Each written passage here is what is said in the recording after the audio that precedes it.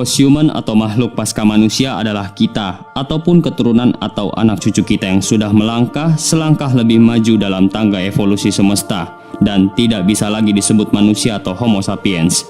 Hal ini di luar kapan waktunya, ataukah apakah kita bisa lakukan sendiri dengan bantuan teknologi?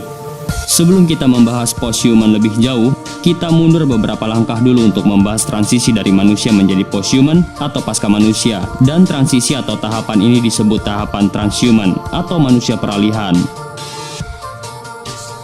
Manusia zaman sekarang sudah sangat ketergantungan dengan teknologi, seperti teknologi digital dan informasi, ataupun robotika, bioteknologi, bahkan nanoteknologi. Kalau kalian pernah menonton film animasi karya Pixar yang berjudul Wall-E, yang dikisahkan keadaan manusia di masa depan yang telah meninggalkan planet bumi dikarenakan planet bumi sudah tercemar dan tinggal berkoloni di luar angkasa. Dikisahkan umat manusia di film Wall-E sangat-sangat ketergantungan dengan teknologi. Bahkan untuk bergerak pun atau makan pun mereka membutuhkan bantuan teknologi. Sehingga umat manusia di film animasi itu semuanya obesitas dan tidak bisa berdiri ataupun jalan dikarenakan otot-otot di tubuhnya, terutama otot kakinya lemah, dikarenakan hampir tidak pernah digunakan. Dan kisah dalam film Wall-E memang benar terjadi di dunia nyata, walaupun tidak seluruhnya. Otot manusia di zaman sekarang dibandingkan dengan manusia di zaman sebelum masa revolusi industri, rata-rata manusia ototnya kuat dan lebih sehat. Dikarenakan manusia sebelum zaman revolusi industri belum mengenal teknologi canggih dan tentunya tidak ketergantungan dengan teknologi canggih seperti kita di zaman sekarang. Karena ketergantungan dan keefisienan teknologi, manusia terus mengembangkan teknologi ini dan makin kesini, hampir semua piranti disematkan teknologi kecerdasan buatan. Lihat aja di zaman sekarang ini, apa-apa di depannya disematkan kata-kata smart, seperti smartphone, smart TV, smart card, smart bike, dan smart lainnya. Seperti yang dijelaskan video sebelumnya tentang artificial intelligence, kecerdasan buatan ini pun lama-kelamaan akan semakin cerdas dan pada akhirnya akan mendekati atau bahkan melewati level kecerdasan manusia. Dan pada fase inilah transhuman atau manusia peralihan mulai terbentuk, dan fase ini dinamakan fase singularitas teknologi. Pada fase ini, manusia akan mencoba menggabungkan kecerdasannya dengan kecerdasan buatan dalam level biologis atau nanoteknologi yang digunakan untuk kepentingan biologis.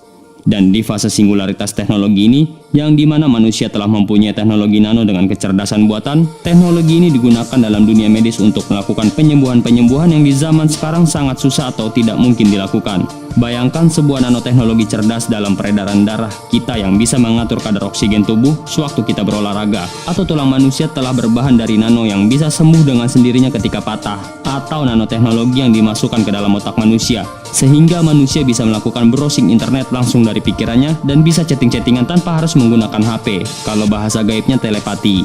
Nah, para futurologis sepakat bahwa kehidupan manusia jika sudah sampai fase ini tidak bisa ditebak kemana arahnya.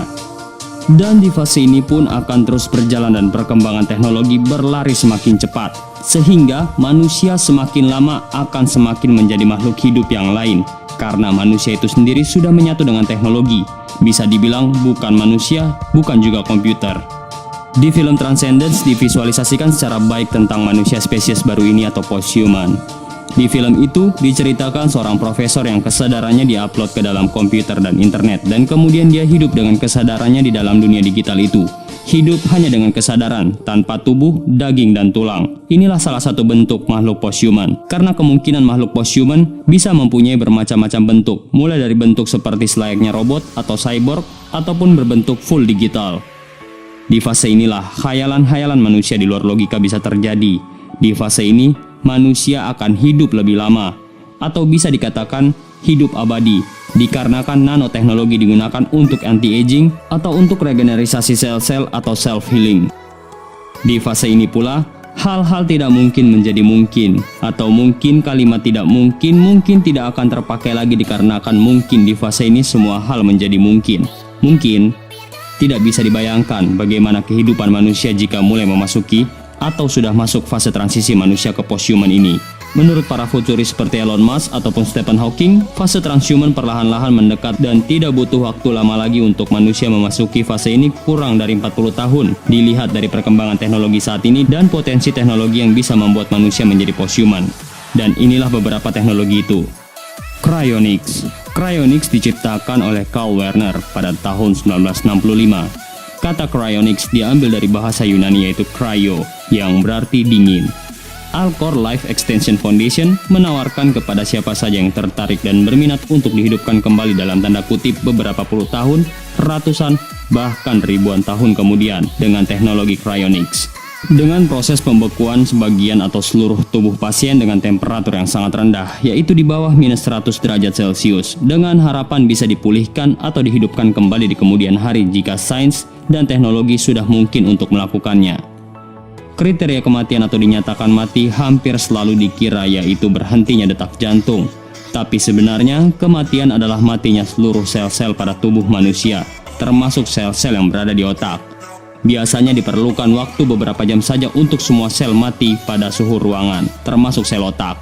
Kerusakan utama pada 1 jam pertama disebabkan oleh menggumpalnya pembuluh darah, dan teknologi cryonik melakukan upaya terbaik untuk meminimalkan kerusakan di tubuh manusia akibat matinya sel-sel untuk memaksimalkan potensi di masa mendatang untuk dipulihkan atau dihidupkan kembali. RNA interference atau gen terapi.